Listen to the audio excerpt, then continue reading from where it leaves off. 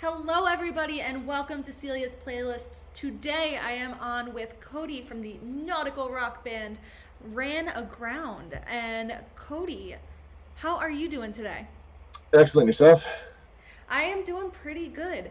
I would love to start off with a little bit of your musical history so that everyone gets a little context on you so that we could keep going on the questions. So tell me a little bit about you.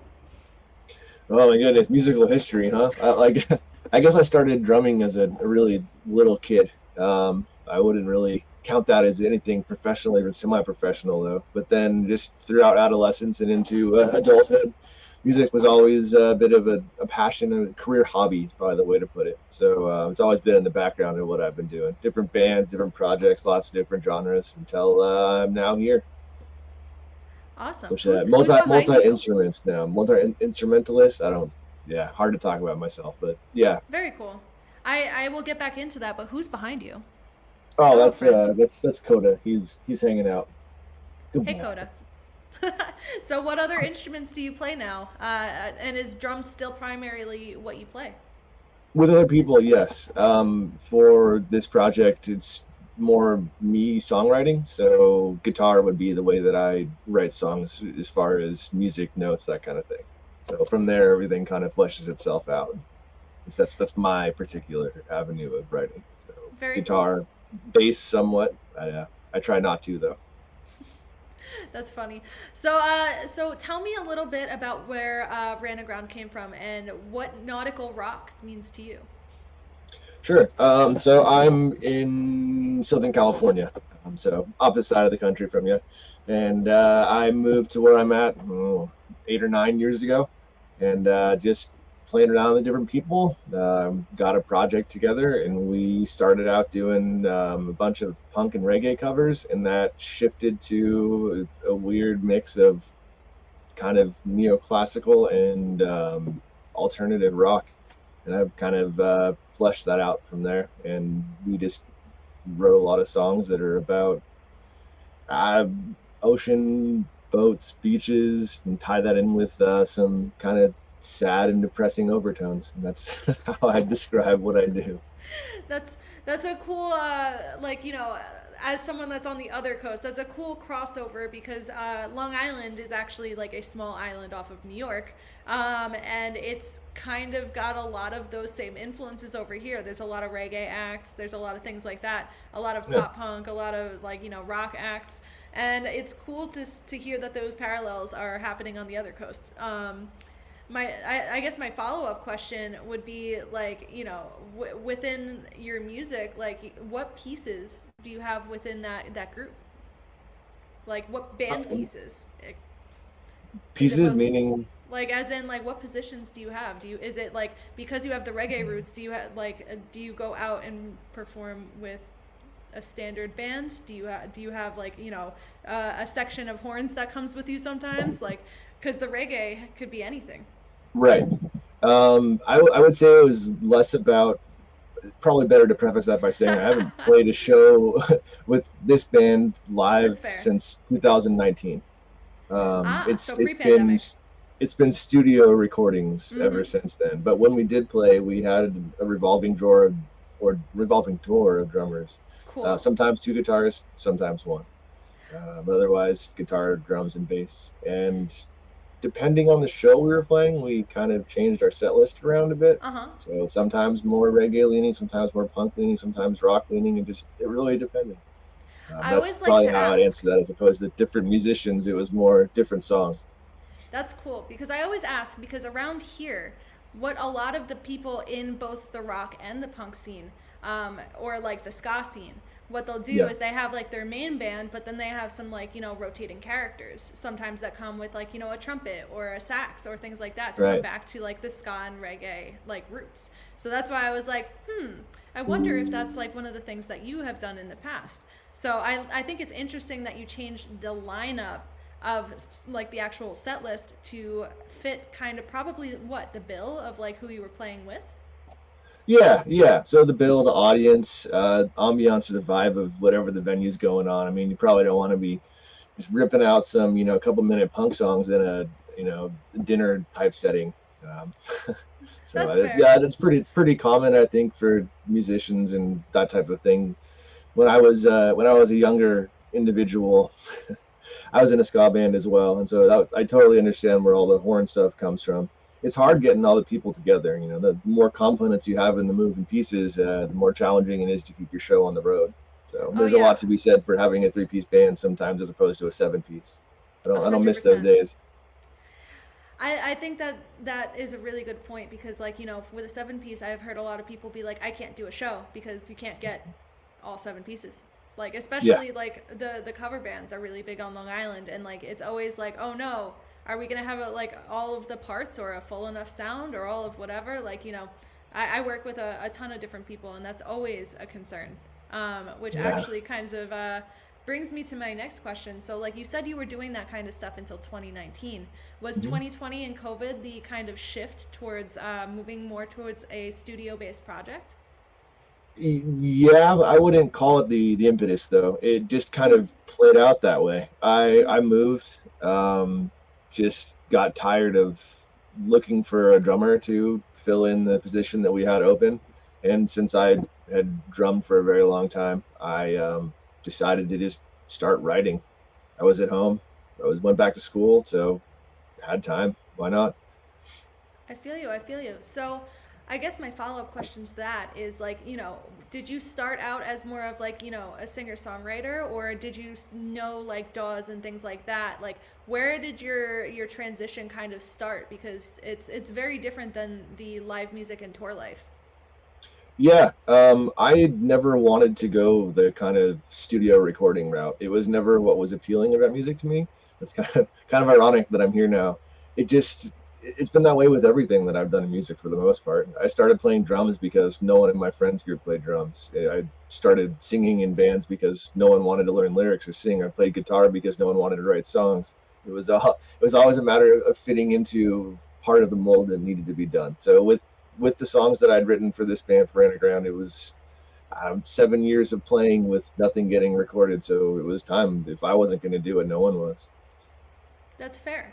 So how Yeah, did that process kind of go? Like, because you were wearing the artist hat and the producer hat and the recording artist hat, like, so sure. like how did recording those after probably years of evolution on stage go in I guess the recording process? It's the thing that was probably the most standout to me would be learning the different interplays between instrumentation, right? So I was playing guitar and singing mostly. I didn't pay terribly too much attention to what was going on with the bass and the drum parts. I mean, I did for cues and things like that and made sure it all worked. But recording is a different animal. When getting into the actual, what was happening in individual passages, whether you can get things quantized and all that kind of stuff, whether the keys are working, harmonies, that was a real eye-opening experience. It helped me musically, so I'm very grateful for that.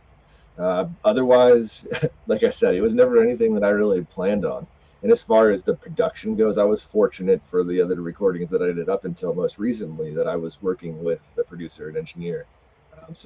If I had done it all alone, I don't know how I could have done that. So the people that do that, and power to you. That's not my path, at least not yet. Kind of gearing up to that. Been setting up a studio, so we'll see how that goes. I feel like people don't realize you could kind of like you can make music with you and a Scarlet. Like you can do it with Yeah, low entry. People think, oh, I need all of these preamps and I need all of these things and I need all of these microphones, but you yeah. really just need to start. Like, what did your initial setup look like? Was it just like a very bare bones setup, or did you kind of like go all out and like try and start from like a higher plane? Oh, you mean when I first started recording? Mm-hmm. Oh, years ago, I had a USB interface with a Mm-hmm. quarter-inch connection to a headphone microphone. And from Mm-hmm. there, I worked at a radio station for a while, so I did audio editing and production there. I upped my game a little bit. I kind of just dabbled in sound equipment and different interfaces for a while. So it's been a slow progression from something that wasn't meant to recording to something half decent. I mean, I do not have the equipment that a professional studio does, Yeah. and given the time and resources, I would 100% offload that workload to someone with more equipment and more skills than myself. I would much rather do the performance aspect of things, which kind I of goes back to your actually, question, right? Like if I could get back on stage and do that as opposed to recording, mhm. I don't know. It's a flip of a coin. I like them both different. The expression that comes with both is nice in its own unique way.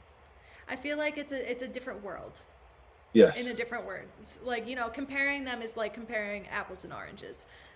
Like it's a whole different life and a whole different lifestyle. I So think the way I'd put it, and what I've said to people that have asked, there's something about being on stage that's it can't be replicated. It's immeasurable. Like the energy that comes, even if there's no one really paying attention, which happens a lot for a smaller band. It's it's the sense of accomplishment that you get to go and perform your art, your craft, and the things that you've created. Whether you're a cover band or not, you put time and effort into what you're doing, and people will appreciate that. I mean, at whatever level, even if it's just the venue having you come out, it's a sense of accomplishment. It's a great thing.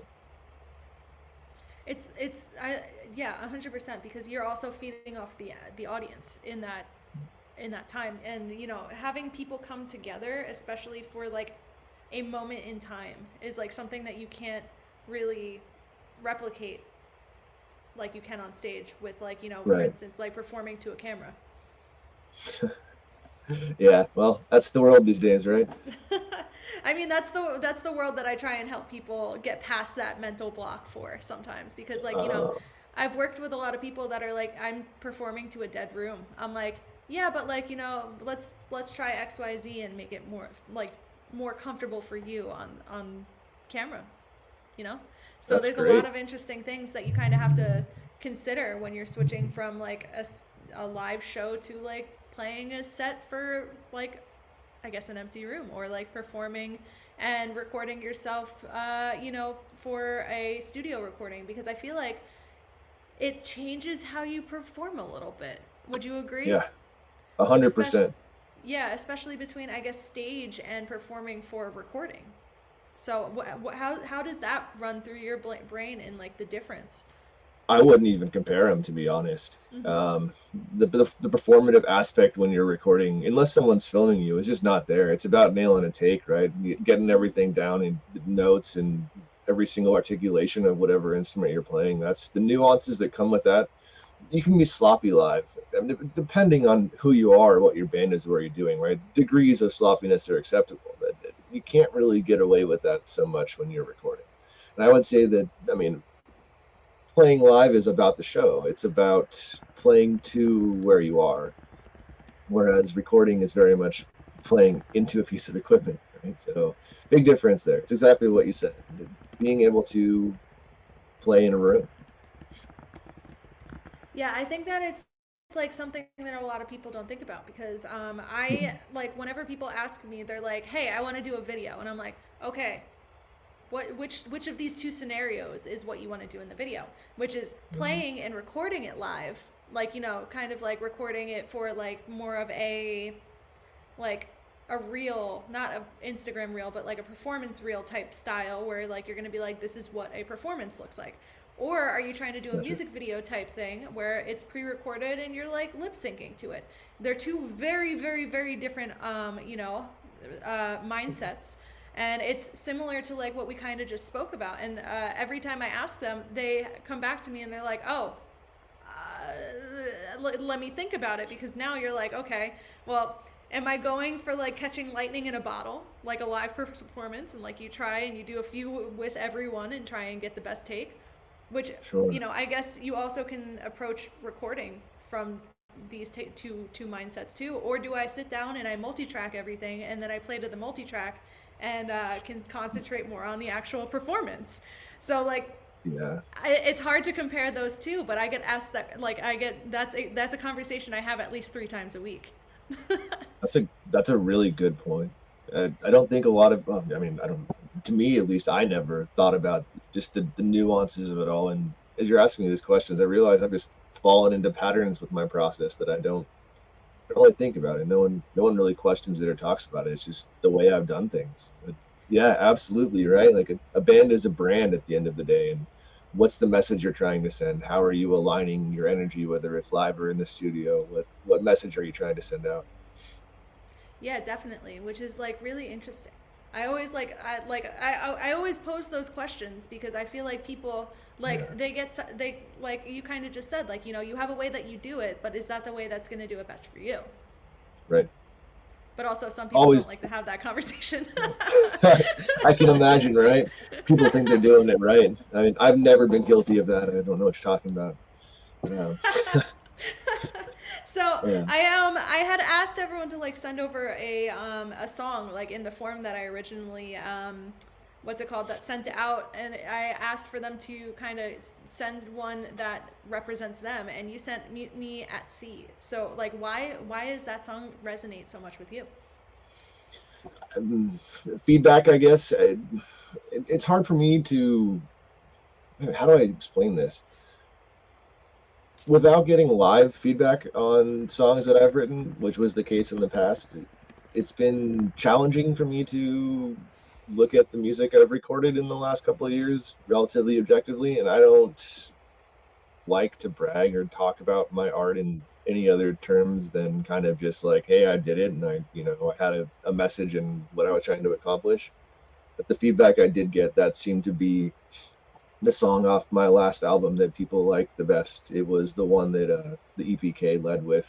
So the Mm-hmm. promo company I was working with at the time decided that that was what we were going to do. So I just kept the ball rolling. It wasn't anything particularly me oriented about it, other than the fact that I wrote it. But yeah, just See, I like that that's the answer because I actually went and saw Stevie Nicks in concert, and she actually said something that mirrored a little bit of what you just said with the PR company. She said that there was an album that she wrote in the 70s, I believe, and she said that essentially at the time someone came in and said, hey, like, you don't have a single on this album. hmm, Like, you don't have that thing that radios need at the time. So that, like, they had to go and add something to the album, and like the album was an extreme success. gotcha. But they had to narrow down what the radio play single was, and Right. the leading single that like is going to be the one that you send out to people.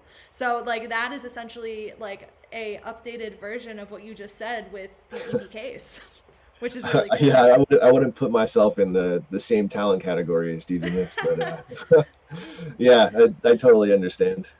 I can't imagine the amount of just weight behind a major label's PR campaign. Oh yeah, no, I don't even want to think about that because that would just be so much. But I guess this brings us to my last question, which is a question I'm posing to everybody, and you could take this in whatever direction you would like. And Sure. if someone was getting into music or the music industry for the first time right now, what would be your advice to them?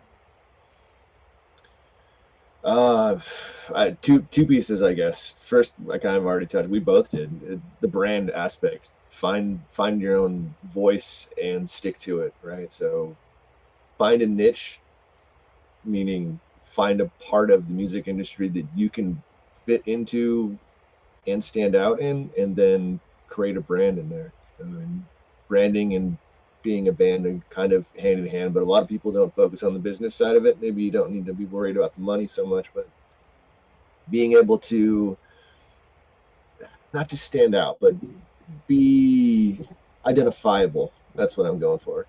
Have an identifiable presence in whatever you're doing. That's the only advice that I can give.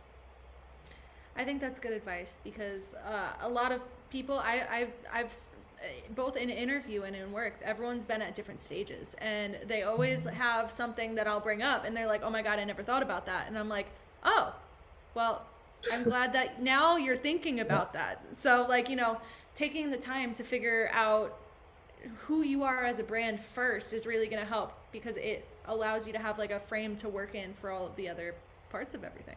So Yeah. that's great advice. So, Cody, where can everyone find you on the internet so that they can listen to your music and follow up on you? And we're on all the major streaming services. It's out there on the internet. Instagram's always good. Been kind of quiet on social media lately, but gearing up to record again. So gonna start doing the whole PR campaign on our side again. Not looking forward to that, but that's the game we all have to play. That's fair, but I will be looking forward to seeing what you come up with. So, Thank you thank you much. so much for coming on here and talking a little bit about your story and your background. And I really appreciate you taking the time. Of course, thank you. I appreciate it as well. All right, so everyone, thank you so much for tuning in. Make sure that you follow Ran Aground on all of the social medias, and I will see you guys for the next interview. Bye bye.